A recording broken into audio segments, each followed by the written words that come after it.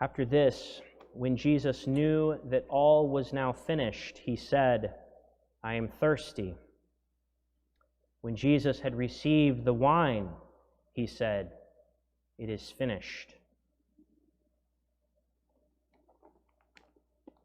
These last two words of Jesus resonate with me and hopefully resonate with you down through the ages. When Jesus says, "I am thirsty," if we're reading the whole sweep of the Gospel of John, we see the tragic irony there. For it's just chapters before that Jesus tells a woman at the well, "I am the living water." And as Jesus takes the cup of suffering that he speaks of in the Garden of Gethsemane, on the cross, he is really pouring himself out, the living water, so that he is empty. And that emptiness, that thirst, is a part of our story.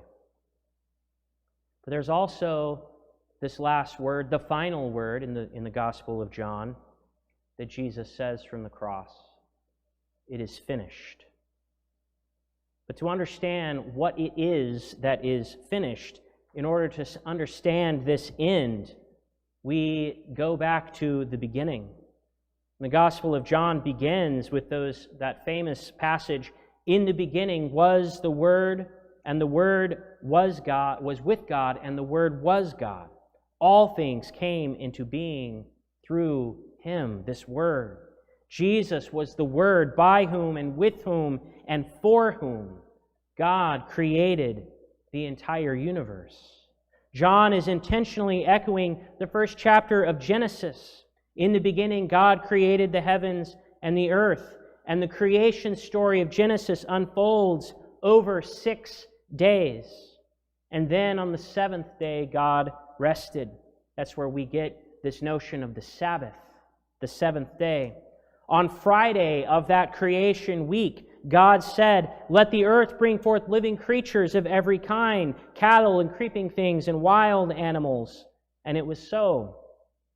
And then God said, "Let us make humankind in our image, according to our likeness." And it was so. God saw everything that He had made, and indeed it was very good. And there was evening and there was morning, the 6th day. It was very good, a good Friday, the 6th day.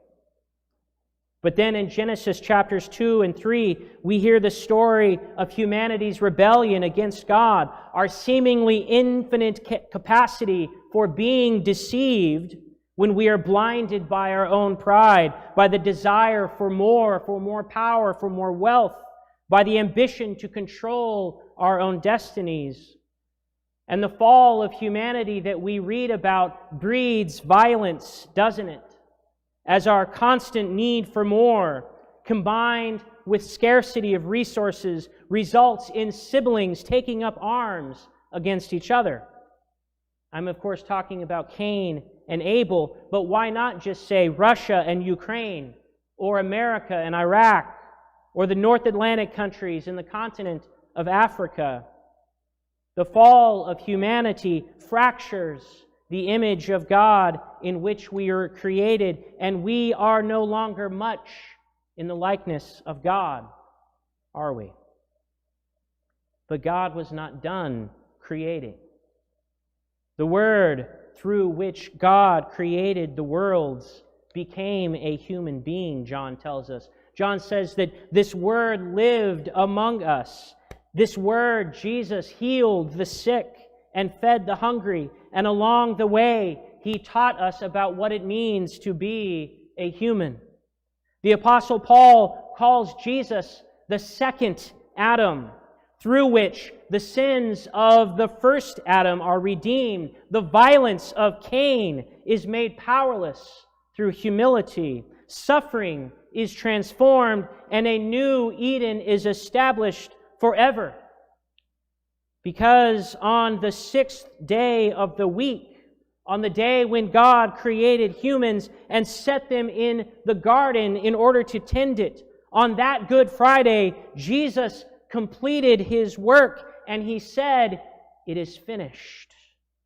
God's act of creation, a new creation, is finished in Jesus Christ. God's recreation of humankind in God's own image and likeness is finished in Jesus on the cross. And when we behold Him there, we are beholding our destiny. We are beholding what we are meant to be. Humanity restored, humanity redeemed, humanity recreated in the image and likeness of God. The cross was an act of creation, and when Jesus was set into it, His grave became a garden. As Jesus tells His disciples in John chapter 12, unless a grain of wheat falls into the earth and dies, it remains just a single grain. But if it dies, it bears much fruit. Jesus, the new Adam, the first fruit of God's new creation, was planted in the ground, a grain of wheat. And God saw that it was good. And there was evening, and there was morning, Good Friday, the 6th day. And on the 7th day, God rested.